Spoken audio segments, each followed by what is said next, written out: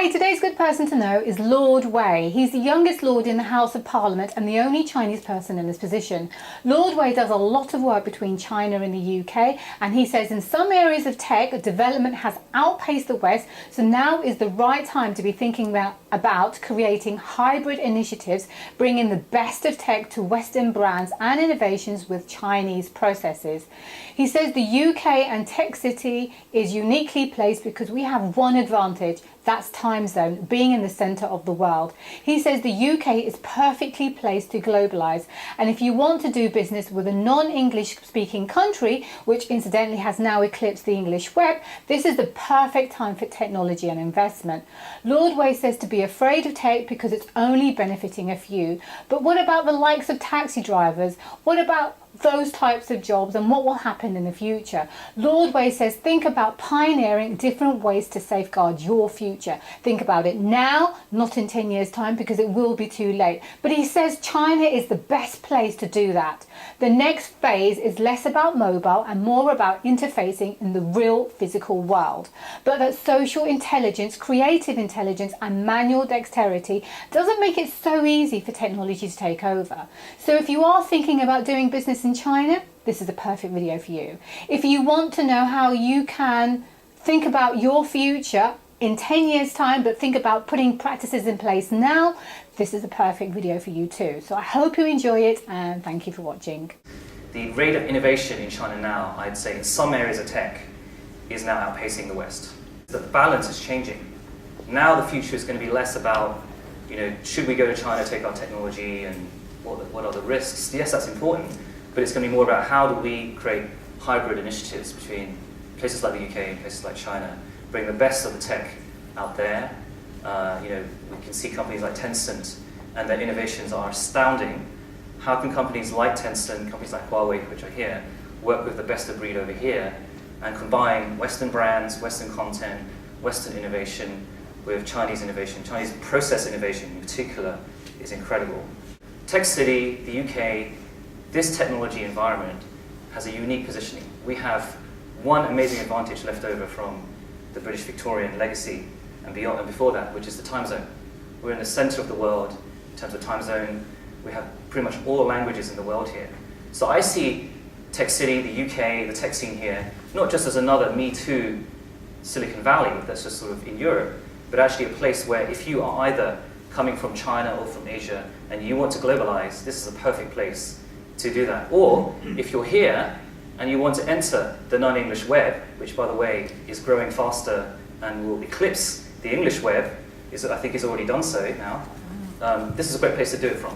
2014, some say, could be the year in which the tech elite are seen to be as bad as bankers. If you're a taxi driver or a linguist, I train as a linguist at university, we're afraid.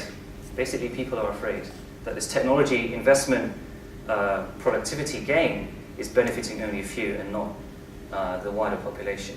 And of course, the Industrial Revolution did the same, certainly to the rural economy, and had to catch up. We had to spend 50 years, certainly in this country, innovating new kinds of jobs and trades that allowed the rest of the population to kind of benefit from the tech boom that happened then. And the question will be, in my view, do we just sit back and wait for the inevitable riots and revolution and the kind of backlash that we're going to see from the population as tech investors and technological entrepreneurs? Or do we actually ourselves start to pioneer different ways to enable that technology and that wealth that's generated in those opportunities? What is the job that replaces the taxi driver?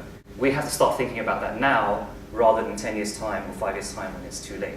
And the interesting thing is, I think China and the interface between China and the West may be a good starting point for that. Many of the companies that are coming over from China, particularly the ones that are globalizing, Huawei is here tonight, you've got companies that hire, have already pioneered what we in Silicon Valley would call as the stock options culture, actually distributing wealth among employees to create more entrepreneurs and encourage them to figure out how to kind of make that wealth spread around. Two industries I think that drive, you'll know better than me, that drive the Tech City phenomenon is advertising on the one hand, still roughly 40 to 50% of actual industry is mainly advertising, creative industries if you like.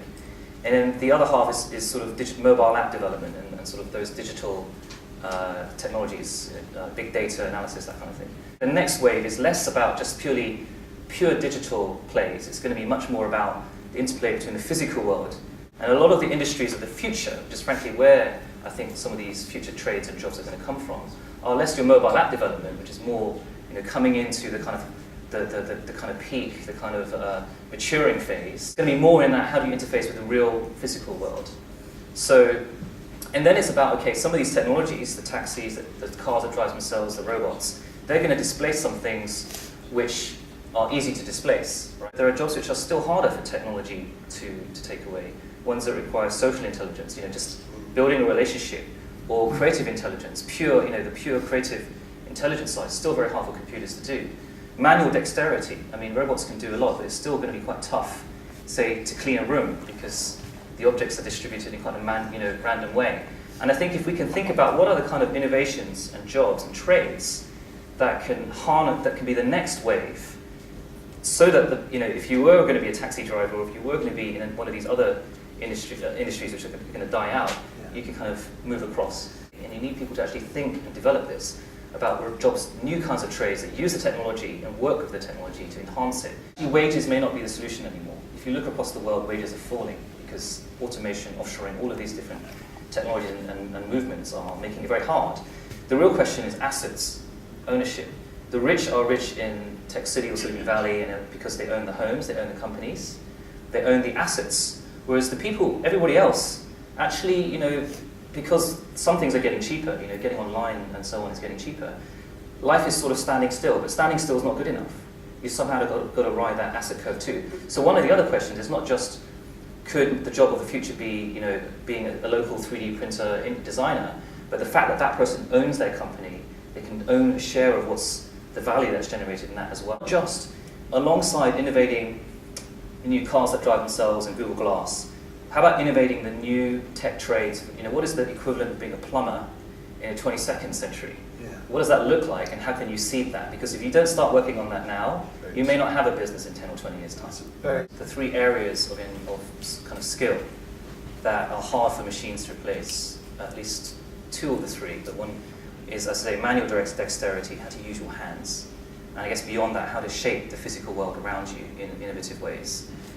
Creative intelligence, which is a lot about taking two ideas or two things or more that you wouldn't normally bring together and seeing what happens when you bring those two things together, right? And then building on the utility of what's being created. And social intelligence.